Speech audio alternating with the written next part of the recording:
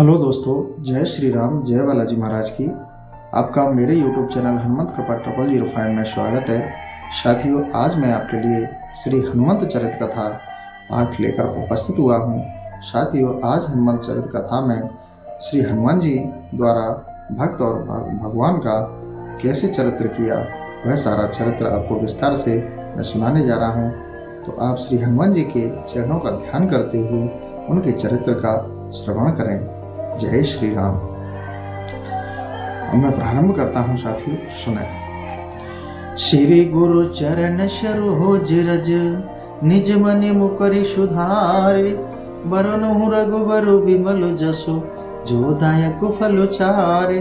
बुद्धिहीन तनु जानिके, सुमिरो पवन कुमार, बल बुद्धि विद्या देहु मोहे, हरहु कलेश विकार। सियावर राम जय जय राम, मेरे प्रभु राम जय जय राम। सियावर राम जय जय राम। तो साथियों, अब हनुमान जी का यह पावन चरित्र आप श्रवण करें। मैं प्रारंभ करता हूँ। धर्म प्राण महाराज वीरमणि देव निर्मित देवपुर नामक अमित वैभव संपन्न नगर के नरेश थे। पूर्व काल में पवित्र क्षिप्रा तट स्थित महाकाल मंदिर में उनके कठोर तपश्चरण से संतुष्ट होकर देवादिदेव महादेव ने उन्हें वर प्रदान करते हुए कहा था कि देवपुर में तुम्हारा राज्य होगा और भगवान श्री राम के अश्वमेध यज्ञ के अश्व आने तक तुम्हारी रक्षा के लिए मैं यहाँ निवास करूँगा। देवपुर वासियों के घरों की दीवारें स्फटिक मणि की बनी हुई थी। मणि माणक्य और अपरिमित धन से संपन्न देवपुर में समस्त भोग सदा सुलभ थे। भगवान श्री राम के अश्व देवपुर के समीप पहुंचा ही था कि वीरमणि के यशस्वी पुत्र रुकमांद ने उसे पकड़ लिया। और जब महाराज वीरमणि ने सुना कि श्री राम जी के अनुज शत्रुघ्न की वाहिनी युद्ध के लिए बढ़ती चली आ रही है, तब उन्होंने सशस्त्र चतुरंगिणी सेना को तैयार करने के लिए अपने प्रबल महापराक्रमी सेनापति रिपुवार को आदेश दिया। वीर अग्रणी रिपुवार के सेनापति तो मैं महाराज वीरमणि के वीर सैनिक तो कुछ ही देर में शस्त्र शास्त्र से सजकर तैयार हो गए। उनके भाई वीर सिंह, भांजा बलमित्र तथा राजकुमार रुक्मांद और सुभांद भी युद्ध के लिए रथ पर आरूढ़ होकर प्रस्तुत हुए। स्वयं से भक्त वीरवर महाराज वीरमणि भी अस्त्र शस्त्रों से भरे श्रेष्ठ रथ पर आरूढ़ होकर रणभूमि की ओर अग्रसर हुए। भयानक युद्ध छिड़ गया। पवन पुत्र हनुमान शत्रु पक्ष का संहार करते हुए पुष्कल और शत्रुघ्न की रक्षा सदा ध्यान रखते थे। उनकी महाराज वीरमणि के भाई वीर सिंह से मुठभेड़ हो गई। उनके तीक्ष्ण सरों से आकुल होकर हनुमान जी ने उनकी छाती में अपने वज्र के समान मुक्के से आघात किया। वीर सिंह वज्रांग हनुमान का वह प्रहार न सह सका और मूर्छित होकर पृथ्वी पर गिर पड़े। अपने चाचा को मूर्छित देखकर रुकमांद और शुभांग दोनों हनुमान जी से भयंकर युद्ध करने लगे। महावीर हनुमान जी ने उन्हें रथ सहित अपनी पूंछ में लपेट लिया और रथ को घुमाकर पृथ्वी पर इतने जोर से पटका कि वह तो ध्वस्त ही हो गया। दोनों राजकुमार मूर्छित हो गए। इस प्रकार बलमित्र भी रणस्थल में मूर्छित होकर धराशायी हो गए। महाराज वीरमणि ने वीर पुष्कल पर भयानक शरों की वर्षा की, किंतु पुष्कल प्रतिज्ञा पूर्वक उन्हें 3 बाणों से आहत कर मूर्छित कर दिया। अपने भक्तों को मूर्छित देखते ही स्वयं भगवान शंकर युद्ध भूमि में उतर पड़े। उनके साथ उनके पार्षद प्रथम गण भी शत्रुघ्न की सेना को तहस नहस करने में जुट गए। सर्वदेव शिरोमणि शिव की इच्छानुसार वीरभद्र ने पुष्कल से युद्ध किया। पुष्कल ने अद्भुत वीरता का परिचय दिया, किंतु वीरभद्र ने पुष्कल के पैर पकड़कर उन्हें वेगपूर्वक चारों ओर घुमाया और पृथ्वी पर पटक कर मार डाला। कुपित वीरभद्र ने अपने भयानक त्रिशूल से मृत पुष्कल का मस्तक भी काट कर धड़ से पृथक कर दिया और फिर से वह विकट गर्जना करने लगे। पुष्कल की मृत्यु के संवाद से वीरवर शत्रुघ्न व्याकुल हो गए। वे अत्यंत क्रुद्ध होकर भगवान शंकर से युद्ध करने लगे। शत्रुघ्न ने अद्भुत युद्ध किया, किंतु भगवान शिव ने शत्रुघ्न के वक्ष में एक अग्नि के समान तेजस्वी बाण भोंक दिया। शत्रुघ्न अचेत होकर वहीं गिर पड़े। उस समय शत्रुघ्न की सेना में हाहाकार मच गया। यह दृश्य देखकर हनुमान जी ने तुरंत पुष्कल और शत्रुघ्न के शरीर को रथ में सुलाया और उनकी रक्षा की। सुदृढ़ व्यवस्था करके स्वयं पलायन कर शंकर से युद्ध करने के लिए वेग पूर्वक आगे बढ़े। हनुमान जी अपने पक्ष के योद्धाओं का उत्साह बढ़ाते हुए और अपनी पूंछ जोर जोर से हिलाते हुए भयानक काल की भांति सर्वलोक महेश्वर शिव के समीप पहुंच गए।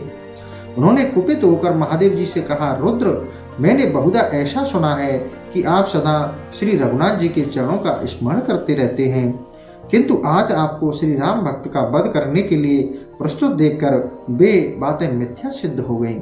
ऐसा हनुमान जी ने कहा। धर्म के प्रतिकूल आचरण करने के कारण मैं आपको दंड देना चाहता हूँ। परम पराक्रमी पवन कुमार के वचन सुनकर महेश्वर ने उनसे कहा, कपि श्रेष्ठ, तुम वीरों में प्रथम और धन्य हो। तुम्हारा कथन सर्वदा सत्य है। देव दानव वंदित भगवान श्री रामचंद्र मेरे हृदय धन और स्वामी हैं, किंतु भक्त अपना ही स्वरूप होता है और वीरमणि मेरा अनन्य भक्त है। अतः जिस प्रकार भी हो मुझे उसकी रक्षा करनी चाहिए, यह मर्यादा है। भक्त वत्सल शिव के वचन सुनते ही मारुतनंदन कुपित हो गए। उन्होंने एक विशाल शिला लेकर उनके रथ पर पटक दी। उसके आघात से भगवान शंकर का रथ, घोड़े, सारथी, ध्वजा सहित चूर्ण विचूर्ण हो गए। रथ के नष्ट होते ही भगवान शिव नंदी पर आरूढ़ होकर युद्ध करने लगे। करुणामय भक्तवत्सल शिव की अद्भुत लीला थी। वे अपने जीवन सर्वस्व भगवान श्री राम और प्राण प्रिय भक्त वीरमणि दोनों की ओर से युद्ध कर रहे थे। उमानाथ को वृषभ पर आरूढ़ होकर युद्ध करते देख हनुमान जी क्रोध और भड़क उठा।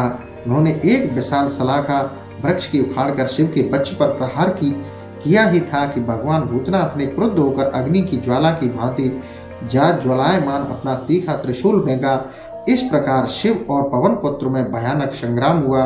अंत में हनुमान जी ने स्वर्गलोक महेश्वर को अपनी पूंछ में लपेटकर मारना प्रारंभ किया। यह दृश्य देख नंदी भयभीत हो गए।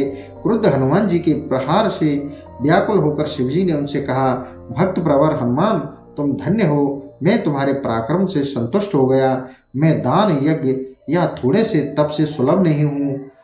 तुम कोई वर मांगो। भगवान नीलकंठ के वचन सुनकर हंसते हुए हनुमान जी ने कहा, महेश्वर श्री रघुनाथ जी की कृपा से मुझे कुछ भी अप्राप्त नहीं है, किंतु मैं आपसे यही वर मांगता हूँ कि मेरे पक्ष के पुष्कल आदि मृत और शत्रुघ्न आदि मूर्छित होकर धरती पर पड़े वीरों की आप अपने गणों के साथ रहकर रक्षा करें। मैं इन्हें जीवित करने के लिए द्रोणगिरी पर औषधियां लाने जाता हूँ। तुम्हारे लौटने तक मैं इनकी रक्षा अवश्य करूंगा। भगवान शंकर के स्वीकार करते ही हनुमान जी अत्यंत वेगपूर्वक क्षीरोदेग तट पर पहुंचे। वे द्रोण नामक पर्वत को ले चलने के लिए तैयार ही हुए थे कि तभी वह कांपने लगा।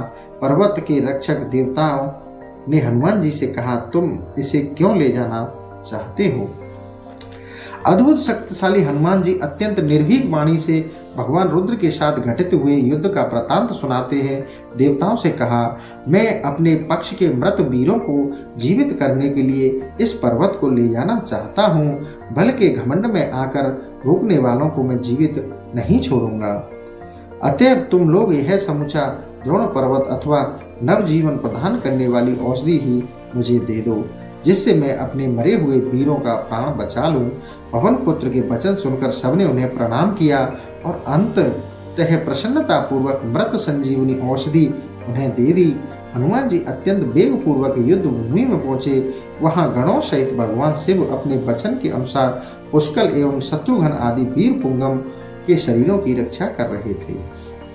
हनुमान जी पुष्कल के वक्ष पर औषधि रखी और उनके सिर को धड़ से जोड़कर कहा, यदि मैं मन, वाणी और क्रिया द्वारा श्री रघुनाथ जी को ही अपना स्वामी समझता हूँ तो इस दवा से पुष्कल शीघ्र ही जीवित हो जाए। पुष्कल तुरंत ही उठ बैठे। वे युद्ध करने के लिए वीरभद्र को ढूंढने लगे। हनुमान जी तुरंत शिव के बाण से मूर्छित शत्रुघ्न के समीप पहुंचे। वहां उन्होंने शत्रुघ्न की छाती पर औषधि रखकर कहा, यदि मैंने प्रयत्न पूर्वक आजन्म ब्रह्मचर्य व्रत का पालन किया है तो वीर शत्रुघ्न क्षण भर में ही जीवित हो उठे। शत्रुघ्न तत्काल ही जीवित हो उठे। वे युद्ध के लिए भयानक शंकर को ढूंढने लगे। पराक्रमी हनुमान जी ने उस औषधि के द्वारा अपने पक्ष के समस्त मृत सैनिकों को जीवित कर दिया। फिर तो सभी योद्धा कवच आदि से सज्जित होकर अपने अपने रथ पर आरूढ़ होकर शत्रु का मान मर्दन करने के लिए वेग पूर्वक चले। इस प्रकार राजा वीरमणि स्वयं शत्रुघ्न से युद्ध करने के लिए डट गए। यद्यपि महाराज वीरमणि शत्रुघ्न के साथ भयानक युद्ध किया, किंतु शत्रुघ्न के तीक्ष्ण बाणों को अशाय आघात से वे मूर्छित हो गए। यह देखकर भगवान शंकर अत्यंत कुपित हो गए। उन्होंने स्वयं शत्रुघ्न से युद्ध प्रारंभ कर दिया। शिव और शत्रुघ्न का समर अत्यंत भयानक था। शत्रुघ्न प्रलयंकर शिव के प्रहारों को नहीं सह पाते। उन्हें व्याकुल होकर हनुमान जी उनसे कहा, अपनी रक्षा के लिए इस समय आप अपने अग्रज श्री रघुनाथ जी का ही स्मरण करें। इसके अतिरिक्त प्राण रक्षा का अन्य कोई मार्ग नहीं है। हनुमान जी के सत परामर्श से शत्रुघ्न जी अपनी रक्षा के लिए श्री रघुनाथ जी अत्यंत करुण स्वर में प्रार्थना करने लगे। फिर क्या था, नव दूरबादल श्याम कमल नयन भगवान श्री राम हाथ में मृग श्रृंग लिए यज्ञ दीक्षित पुरुष के वेश वहां उपस्थित हो गए। युद्ध स्थल में उन्हें आया देखकर शत्रुघ्न अत्यंत विस्मित किंतु सर्वदा निश्चिंत हो गए। हनुमान जी की प्रसन्नता तो सीमा ही नहीं थी। वे दौड़कर प्रभु के चरणों में गिर पड़े। फिर उन्होंने हाथ जोड़कर निवेदन किया, स्वामी आपकी भक्तवत्सलता धन्य है। हम अत्यंत धन्य हैं जो इस समय श्री चरणों का दर्शन पा रहे हैं। प्रभु अब आपकी कृपा से हम लोग शत्रु को कुछ ही क्षणों में पराजित कर देंगे। उसी समय जब देवादिदेव महादेव ने अपने हृदय धन भगवान श्री राम को वहां उपस्थित देगा तो वे आगे बढ़कर उनके चरण कमलों में प्रणाम किया। प्रेम पूर्वक कहा, कृपया प्रभु आज मेरा परम सौभाग्य है जो मैं यहाँ आपके दुर्लभतम दर्शन प्राप्त कर रहा हूँ। कृपालो, मैंने अपने भक्त के हित के लिए आपके कार्य को विघ्न उपस्थित किया। कृपया मुझे क्षमा कीजिए। मैंने पूर्व काल में इस नरेश को वरदान दिया था, उसी सत्य से मैं इस समय बंधा हूँ। अब यह राजा अपना संपूर्ण जीवन आपके चरणों की सेवा में समर्पित कर देगा।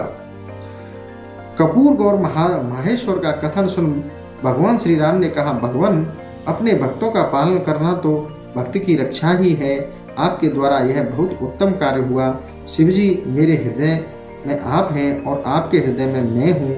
हम दोनों भेद नहीं हैं। जो मूर्ख है, जिनकी बुद्धि दूषित है, वे ही भेद दृष्टि रखते हैं। हम दोनों एक रूप हैं। जो हम लोगों में भेद बुद्धि करते हैं वे मनुष्य हजार कल्पों तक कुंभी पाक में पकाए जाते हैं। महादेव जी से सदा आपके भक्त रहें। वे धर्मात्मा पुरुष मेरे ही भक्त हैं तथा जो मेरे भक्त हैं वे भी बड़ी भक्ति से आपके चरणों में मस्तक झुकाते हैं। भगवान श्री राम के वचन सुन करुणामूर्ति शिवजी ने अपने अमृत में कर स्पर्श से मूर्छित राजा वीरमणि को जीवित कर दिया। इसी प्रकार उनके अनन्य पुत्र आदि भी मृत्युजन्य शिवजी की कृपा से जीवित हो गए। फिर तो महाराज वीरमणि ने अत्यंत आदर पूर्वक यज्ञ अश्व को प्रभु के सम्मुख उपस्थित किया तथा अपने पुत्र पशु और बांधवों सहित प्रभु की सेवा में अपना संपूर्ण जीवन समर्पित कर दिया। यह देखकर परोपकारी मूर्ति पवन कुमार आनंद मग्न हो गए। साथियों, आज का चरित्र यहीं तक था। कल फिर आपके लिए नया चरित्र लेकर आऊँगा। हनुमान जी के द्वारा किस तरह अपने प्रभु के आदेश की आज्ञा मानते हुए अपनी सेना को बचाया, अपने सैनिकों की रक्षा की, उन्हें पुनः जीवित किया और शत्रु को डटकर मुकाबला किया। यहाँ तक कि भगवान शंकर को भी, जिसके स्वयं वे रुद्र अवतार हैं, उनको भी युद्ध में अपने स्वामी के लिए अपने पिता से भी लड़ना पड़ा। तो ऐसा श्री हनुमान जी का अपने इष्ट के प्रति विश्वास, भक्ति, तो साथियों ऐसा हर वक्त को अपने इष्ट के प्रति होना चाहिए। तो साथियों, ये हनुमान जी का चरित्र था।